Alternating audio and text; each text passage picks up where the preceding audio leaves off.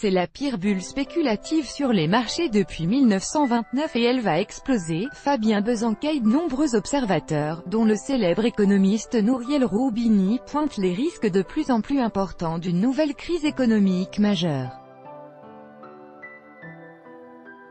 Sylvie Matelli, directrice adjointe de l'IRIS, et Philippe Béchade, président des Éconoclastes, nous ont aidés à analyser les nuages noirs qui s'amoncellent au-dessus de l'économie mondiale. Il y a un certain nombre de facteurs aujourd'hui qui fragilisent le système financier et qui peuvent laisser penser qu'une nouvelle crise va arriver. Sylvie Matelli, économiste et directrice adjointe de l'IRIS, n'est pas rassurée par les indicateurs économiques mondiaux. Mais une multitude d'experts soulignent les similitudes entre le contexte actuel et celui qui a précédé la crise financière majeure de 2008.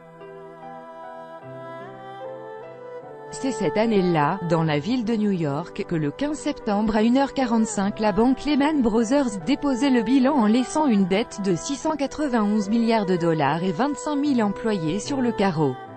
Cet événement mettait un point d'orgue à la crise des subprimes et plongeait le monde dans la pire tempête économique depuis les années 30. Début 2007, la multiplication des défauts de paiement sur des prêts hypothécaires à risque n'était que le commencement d'un gigantesque effondrement, qui a mené tout droit vers la faillite de la grande banque new-yorkaise. On n'a rien vu venir, lançait alors un employé du groupe à Londres. Pourtant, certains l'avaient anticipé, Nouriel Roubini en tête.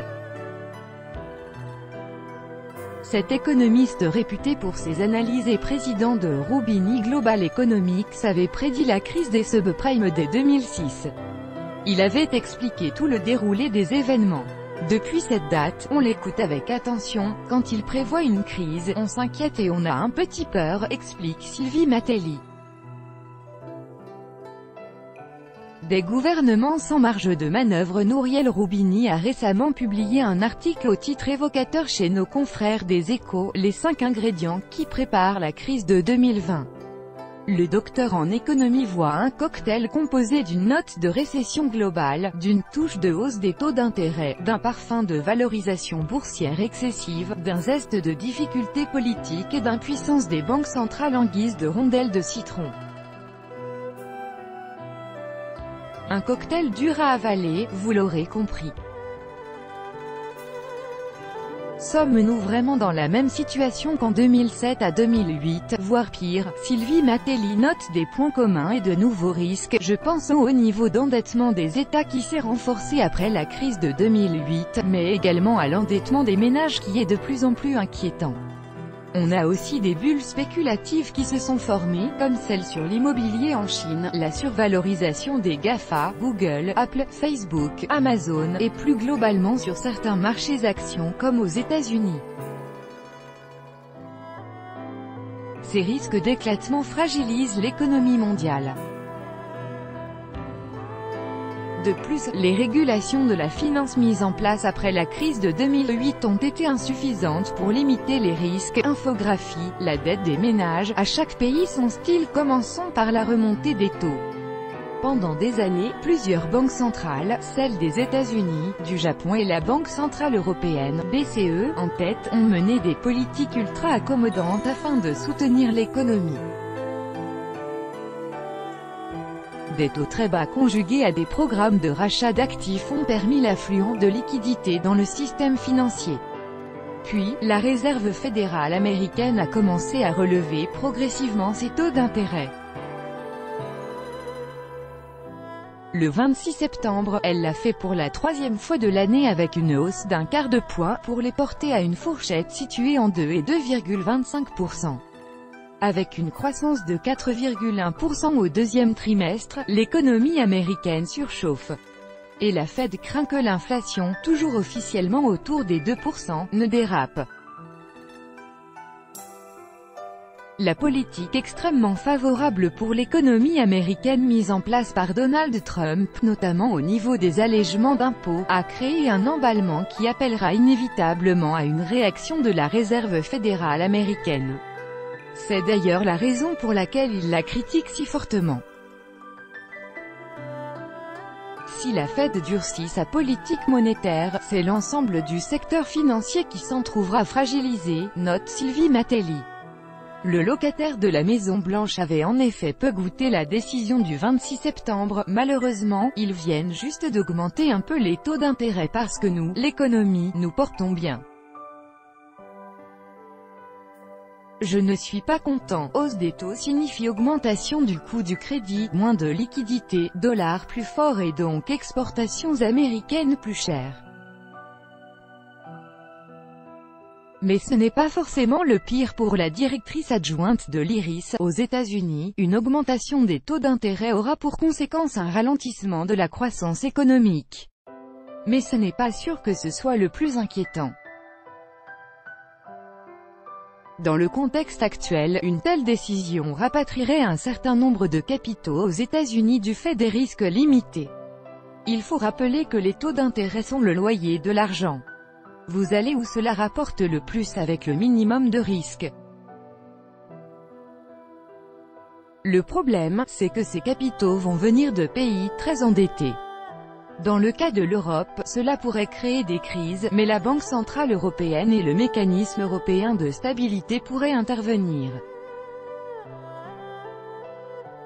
Mais dans des pays émergents comme le Brésil ou l'Argentine, la fuite de capitaux vers les États-Unis pourrait avoir des conséquences désastreuses pour leurs économies. Pour Philippe Béchade, président des éconoclastes, la hausse des taux que l'on voit aux États-Unis est naturelle et fait partie d'une stratégie qui vise à se dégager des marges de manœuvre. On n'est pas encore dans des politiques de hausse des taux restrictives.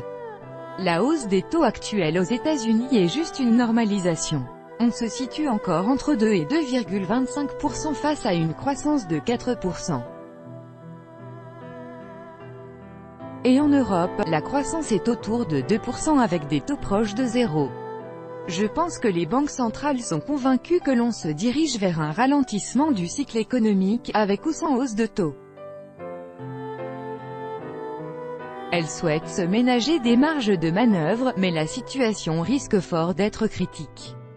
La Fed, même avec des taux à 2,25%, n'a pas de latitude suffisante pour qu'une baisse de ce taux ait un impact significatif sur l'économie. En Europe, c'est encore pire. La BCE ne les a pas encore montés et elle ne le fera probablement pas avant l'automne 2019.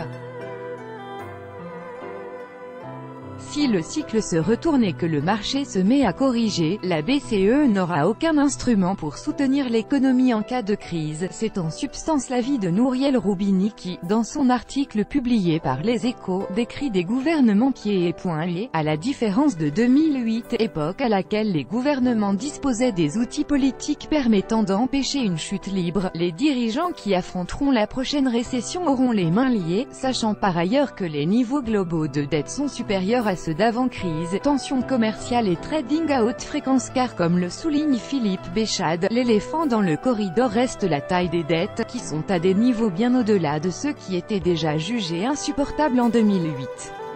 La crise économique a vu l'endettement de nombreux États augmenter à vitesse grand V, de même que celui des ménages et du secteur privé.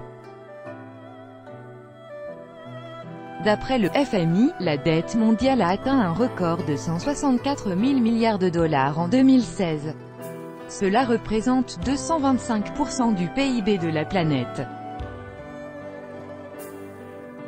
Aujourd'hui, la seule raison pour laquelle on juge que la dette est tolérable est à chercher du côté de raisonnements du type « il y a 4% de croissance aux États-Unis, donc ils peuvent faire face à un déficit de 3%. » C'est un calcul totalement basique.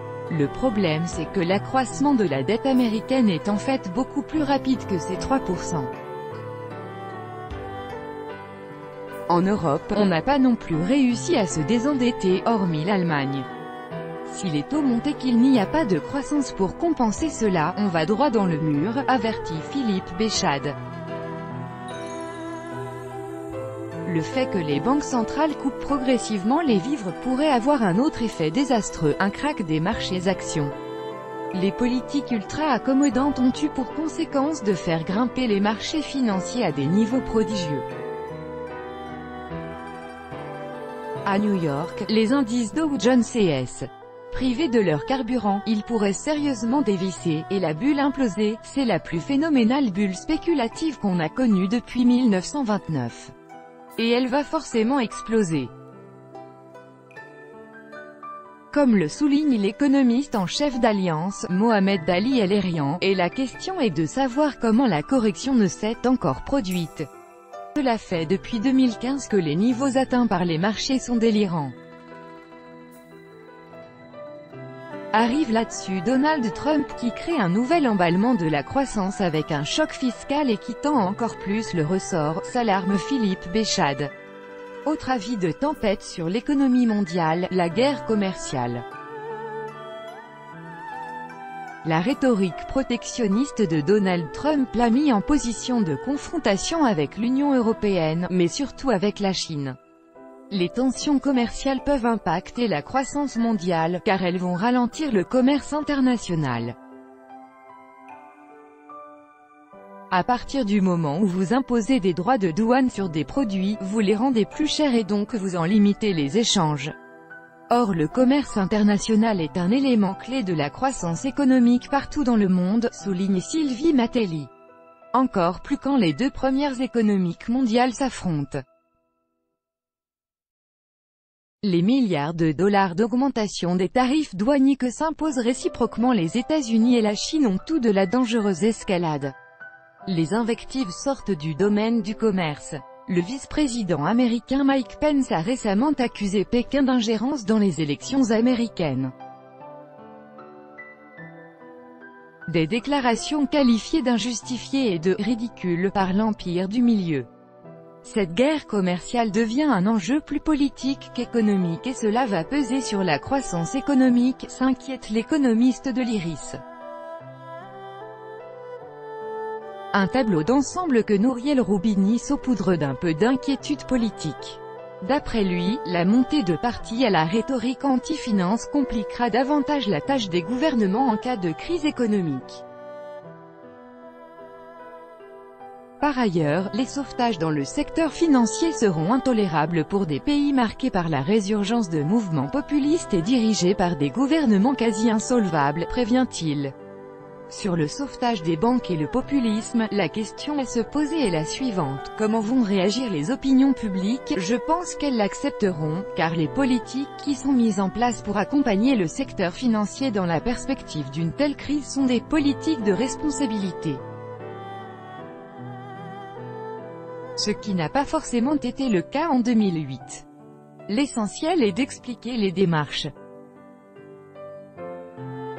Ne pas sauver le secteur financier, c'est pousser à la faillite un certain nombre d'entreprises en premier lieu desquelles les plus fragiles. C'est également ruiner des citoyens. Nous sommes prisonniers de ce système financier, par définition, il finance l'économie.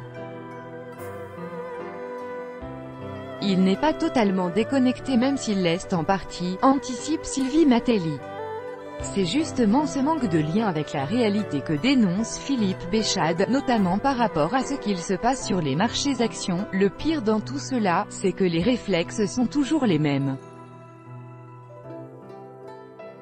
Les gérants ne croient pas vraiment à la hausse. Ils sont parfaitement conscients que les valorisations sont tendues.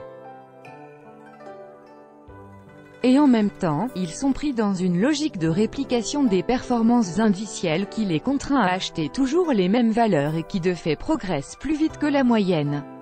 On est donc obligé de les surpondérer, ce qui a pour effet de les faire monter encore plus vite. C'est un système de spirale complètement imbécile. Avant de poursuivre, aujourd'hui, que ce soit sur les marchés actions américains ou européens, je défie quiconque de me donner la vraie valeur d'une entreprise. Leurs valorisations sont ce que les gens sont prêts à payer. Qui sait ce que vaut vraiment Amazon qui a gagné plus de 50% cette année? En cas de correction, qu'est-ce que ça vaut? Il réfute pourtant le terme de « finance folle » et souligne au contraire l'excès de rationalité qui frappe les marchés et qui se matérialise dans l'utilisation du trading à haute fréquence ou « high frequency trading » dans la langue de Shakespeare. Il permet l'exécution de transactions financières à une vitesse hallucinante grâce à des algorithmes informatiques. Les grandes banques de Wall Street se sont fait une spécialité de recruter de brillants mathématiciens, souvent en France, afin d'élaborer les équations les plus sophistiquées pour augmenter les rendements. Déjà en 2011, des opérations pouvaient être effectuées en 113 microsecondes. Des pratiques que dénonce Philippe Béchade, de l'extérieur, cela peut paraître fou de voir des titres valorisés 150 fois leurs bénéfices. On se dit qu'on est en train de faire les mêmes erreurs que lors de l'explosion de la bulle Internet en 2000. Mais en fait, paradoxalement, la finance est une addition de comportements ultra-rationnels.